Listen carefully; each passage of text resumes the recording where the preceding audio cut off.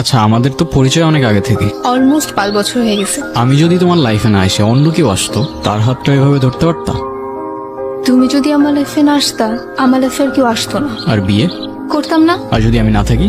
তুমি ছাড়া second time আমার লাইফে কেউ আসতো না, আর না কেউ টাচ করবে। আরশি, আমার তোমাকে অনেক ভালো লাগে।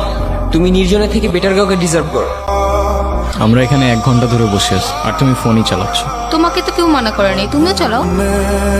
আজও ফোনটা কেন নিবা? এটা কেমন অভ্যাস? মানুষের প্রাইভেসি বলতে কিছুই নাই। আমি জাস্ট আর টলারেট করতে পারতেছি না। এখন তো আমার আর টলারেট করতে পারবাও না। তোমার কথাগুলো না আমার আর জাস্ট সহ্য হচ্ছে না। এখন সহ্য করতে পারবা না আরশি।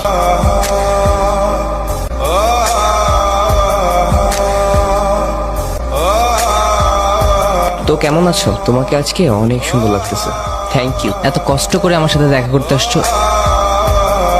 সে নতুন কাউকে পাবে, আবার ভালো থাকবে। তুমি সুইসাইড করে যদি এক্সপেক্ট করো কারো জীবন তোমার জন্য থেমে থাকবে, সে তোমায় নিয়ে পড়ে থাকবে, ইউ আর ফাকিং রং। কারণ এই শহর মিথ্যা, শহরে দেওয়া কথার ইমোশন মিথ্যা, সত্য কোথাও নাই। তাই খুবই বলে মিথ্যা শহরে ভালোবাসা খুঁজো না ভাই।